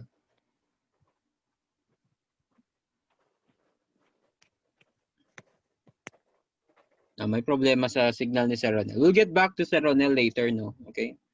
Yeah. And let's talk about that, no? Let's talk about that. I think there was one thing na hindi ko narinig sa presentation ni Sir Ronel about instead of having Dolomite as to beautify Manila Bay, no? But we can consider yung mangroves, right? Yeah, yung mangroves natin. We can plant mangrove trees in the Manila Bay, and it would actually help the Manila Bay to be restored. Have you heard about phytoremediation? Ma'am Marilyn, di ba phytoremediation? Have you heard about something about phytoremediation? Okay, in the interest of everybody, pag sinabi nating phytoremediation, I have a friend na gumawa ng study about phytoremediation, a very close friend, and I helped her in the publication of the paper. Pag sinabi nating, okay, Sir Ronel is here. Sir Ronel, are you here now? Ayan. Medyo naka-experience ng signal glitch si Sir Ronel. Sir Ronel, ano na yung sagot mo? Mamaya, I will continue the phytoremediation thing. With regards to the question of Ma'am Hazel pa rin po ba? Yeah, was it beautiful? Yes, it was beautiful. Yes. Opo, it was beautiful on a short-term manner, but in the long run po, or in the long term, as you can see in the news or in the headlines, only 10% na lang po ang naiwan. So, yun po. bumalik pa rin siya sa dati niyang kaanyuan. Kaya Yes, that is true. again, Tama naging naman. pangit pa rin. Tama naman yung Sir Ronald. You know, that should open tawag dito, that should open a perspective among us Filipinos eh. Hindi tayo natututo sa mga pagkakamali natin. Tama? Halimbawa, hindi lang yung Dolomite, hindi lang yung Dolomite na yung mga proyekto ng gobyerno na pinapatupad at ginagawa without studying the long-term effects of these projects. Okay? The long-term effects of these projects, hindi natin iniisip. We are only looking at the 1 kilometer prospect of the project, but we're not looking at a light year prospect of the project. Okay, what could happen if this will continue to persist, right? There is that is a difference daw between Filipinos and Western thinkers, Asian in general daw, Asian in general. The people in Asia look at small pictures, at not the whole picture. Okay, not the whole picture. So they look at elements, just parts of the general picture, but we fail to realize what the bigger picture is. Okay, and yun nga yung sinasabi natin about our projects na nasa Pilipinas, that we're not prospective. Okay, hindi natin tinitignan kung anong mangyayari if this project will continue to persist, like the Dolomite Sand in Manila Bay, Kaliwa Dam in Sierra Madre, for example.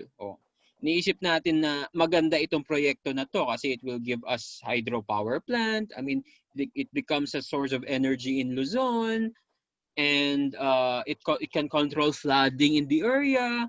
But what other effects can it do, right? Like Magat Dam, for example. Ang tanong diyan, Magat Dam nga ba ang dahilan sa baha sa Cagayan? If you would siguro sa akin naman, hindi naman talaga Magat Dam ang naging dahilan. Kailangang magpalabas ng tubig ang Magat Dam dahil nasa spilling level na, tama? Pag sinabing spilling level, lagpas na doon sa limit ng Magat Dam. Kaya kailangan nilang magpalabas. I believe that it's not really Magat Dam who caused that, although it's contributory, no? Pero hindi natin maiiwasan yun kasi saturated na ang lupa. Yung mga bundok natin saturated na. If we can remember, many typhoons has passed the Philippines and monsoon rains has passed the Philippines, and the land has reached its limit of containing all the waters. Kaya nangyari, nung bumagsak ang tubig, hindi na kaya ng lupa na i-handle, nangyari, bumaba na sa rivers. Pero it could have been prevented if there are many trees in the forest. Tama? Kung maraming puno sa ating mga kagubatan, siguro nakahandle pa yung water na binaba ng ulan. Pero dahil kalbo ng kagubatan natin, well, yun ang nangyari sa atin. Well, human cost and mining and the like. So yun nga yung sinasabi ni Sir Ronel about if we want to have a project, a government project or so, we have to look at the sustainability of the project and the prospects of the project. Okay, thank you Sir Ronel and Ma'am Hazel. What about Ma'am Kimberly? Any question? Wala. Walang tanong si Ma'am Kim. Ma'am Marilyn, may bumabagabag ba sa iyong utak? Ma'am Marilyn. Sir Ronel, if you were in the shoes of this mga taga-DNR, yung proponent ng project na yan, ano yung the best thing na pwedeng gawin dun sa Manila Bay? It's a very good question, ma'am.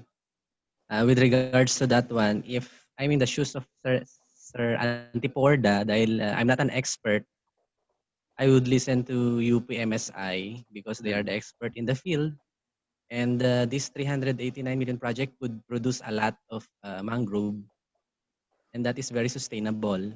And what else? This mangrove could also benefit the possible tsunamis or tidal waves.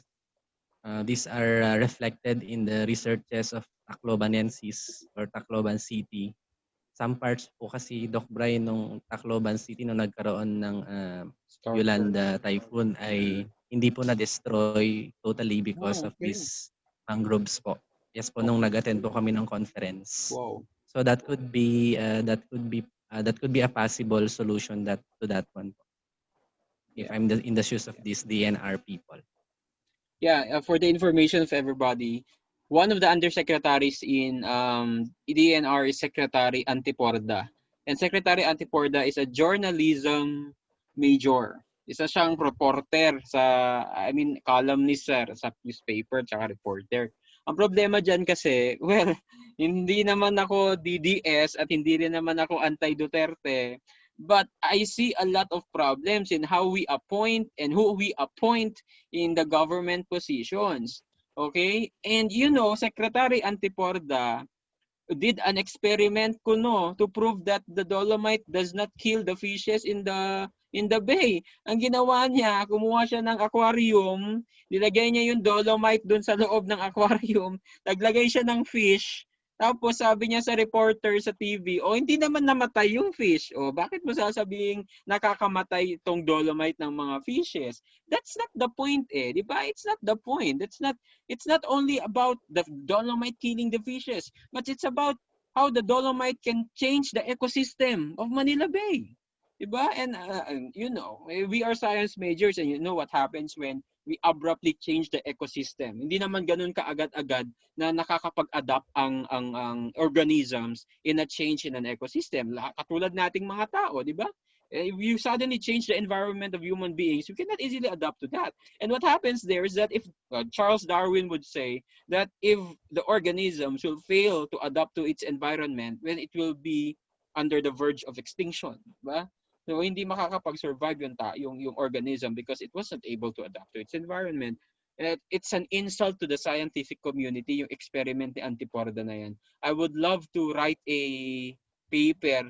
I will call it Antiporda experiment. It is the myths and it would be, how do you call this?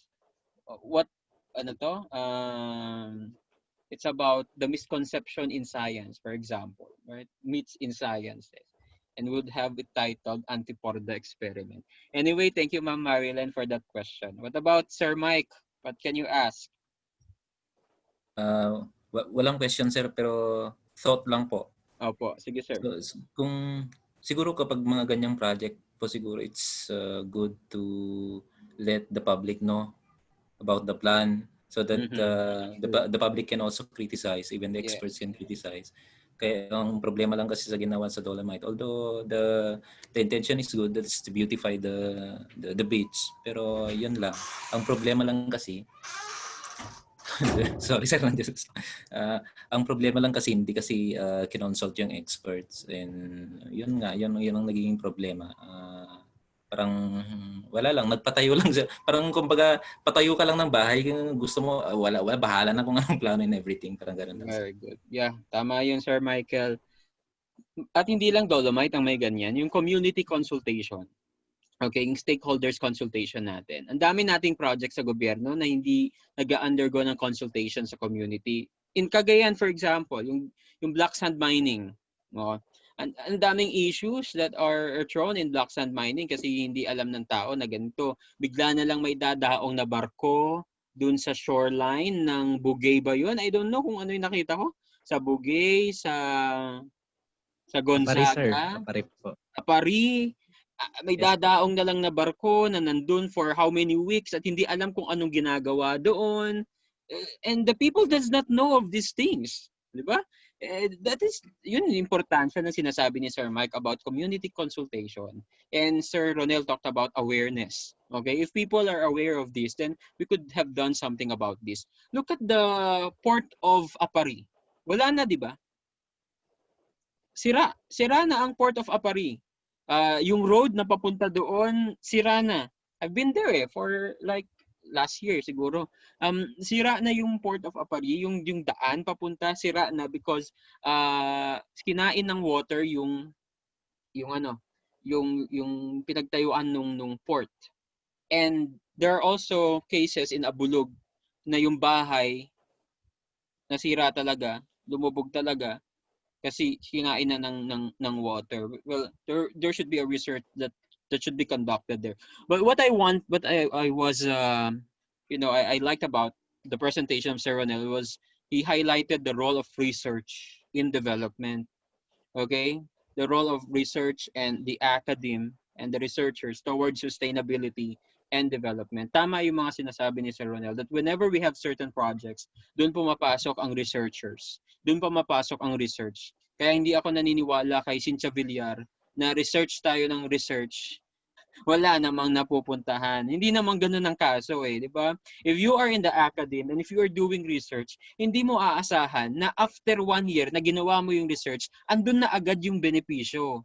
At hindi ka naman nakakagawa ng research na 1 buwan lang o 1 taon lang. Okay? I mean, if you want a good research that would benefit the community, it takes time. Ang pag-study nga ng impact of a project, kailangan 3 to 5 years bago mo ma-study yung impact ng proyekto. Diba? Kung meron kang impact studies, you have to, kunwari may program ka and you want to do an impact study of that program, you have to wait for 3 to 5 years bago mo masabi na may impact nga itong proyekto na ito doon sa ating community. Pero I get the point of Cynthia Villar kasi we're throwing a lot of millions to researches. Okay? If you research, you're throwing a lot of millions of pesos to a certain research. And of course, because that is people's money, we have to bring back these the products or the outputs of this research to the people. Anyway, this is my final question, Sir Ronel. Can the Dolomite really cure the mental health and improve the mental health of people? That's a question. I believe that question came from Spokes Harry Roque po. Yes. Can it tinanong siya para nakakatulong daw sa mental health ng mga tao sa gitna ng pandemya. And that's again another Secretary Harry Roque was a very good lawyer, right? Was. Okay? A human rights activist actually.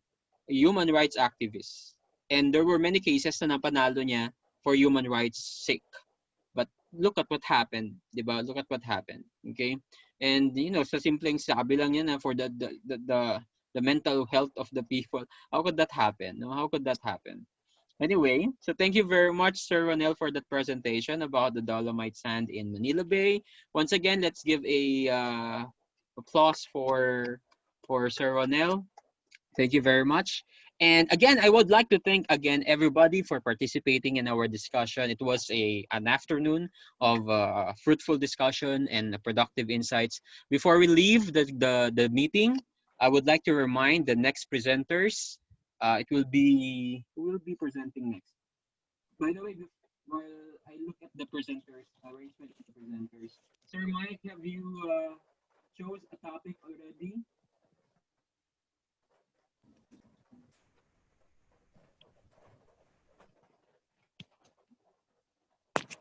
Sir Mike, may napili ka na? Saan po? Ay, sorry, sir. Saan po makikita yung topic, sir? Nasa course guide natin.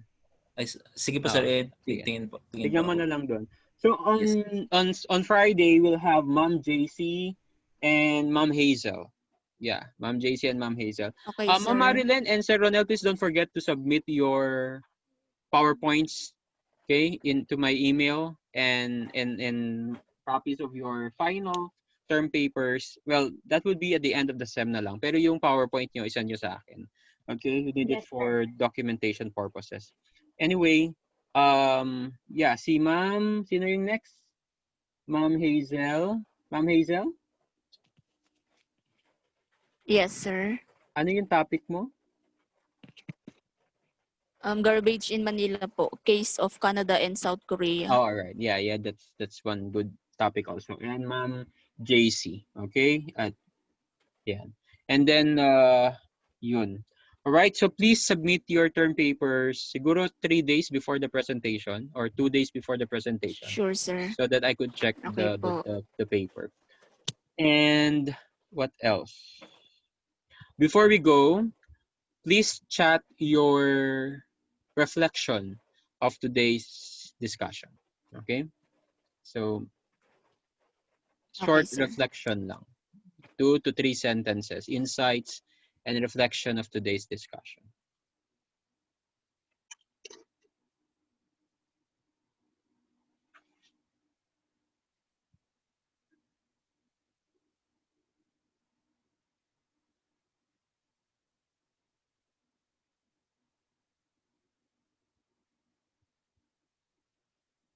While you are typing your reflections, at kalimutan ko, I will continue my discussion on phytoremediation. Phytoremediation is the ability of plants to actually screen toxic chemicals from water. So my friend who is a teacher also in Cagayan State University, he used she used Brassica rapa, petchay, to as a phytoremediation agent. So pwede yung gawing research yan in your own schools. Yung mga plants, you measure how well they they absorb the toxic chemicals from water. Then you can put that as a technology din naman. Halimbawa, yun sa mangroves yan. They aside from they can control tsunamis and storm surges, but mangroves are known to be phytoremediation agents. I have read a study about it, and they really can absorb harmful substances like heavy metals from water. Yun yung tinatawag nating phytoremediation. So with the help of plants. Dun sa presentation, while you are but while you are typing, panood ko pala sa inyo yung aking presentation. Sir Ronel, were you able to watch the presentation? Nag-defend po kayo, sir? Yes, I did. Ano po, nagkaroon na po ng unstable signal that times. Kaya hindi na po kami nakasabay. Sige.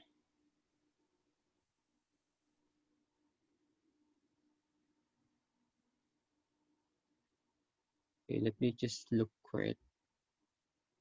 Ayan.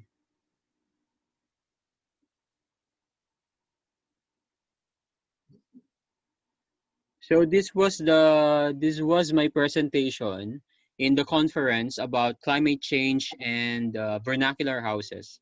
So climate change adaptation. Panoorin natin ah. Can you see it? Yes, sir. Okay, let's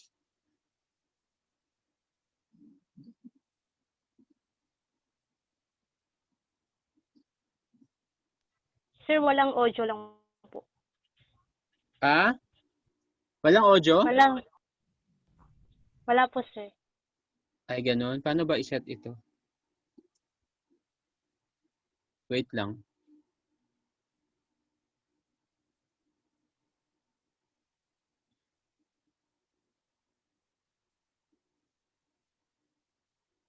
Uh,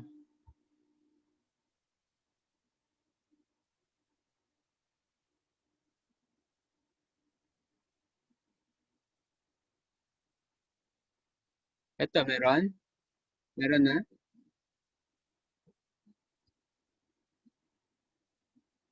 Can you hear it? Wala pa rin po, sir. Sir, wala po, sir. I don't know how to do this. Stop video. Mute.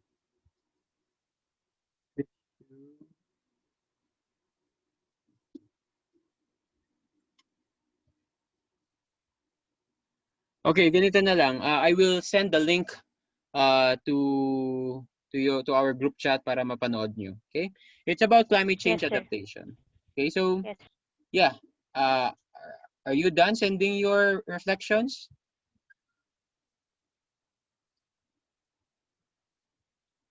Two more minutes.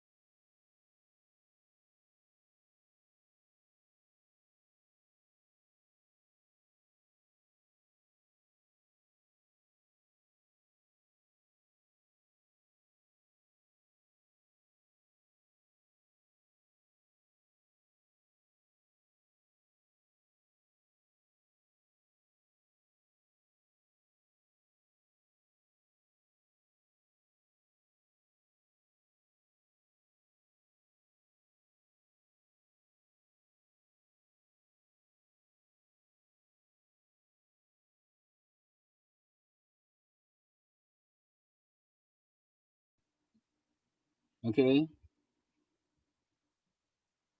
All right.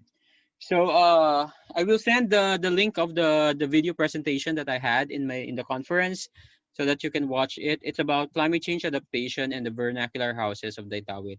Ma'am Kimberly, in your presentation about indigenous knowledge and the environment, you can take inspiration from that presentation. Yes, All sir. right. So congratulations once again for joining our meeting and for a fruitful discussion.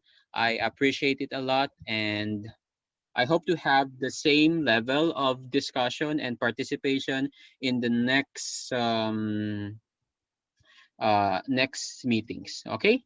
So I will upload this video also in YouTube so that you can watch it again if you want to assess your presentation, Ma'am Marilyn and Sir Ronel. Okay. And yeah, good night everyone, and hope that you have a nice weekends. Okay. Bye Thank you, bye. sir. Thank you po. Bye bye. Yeah.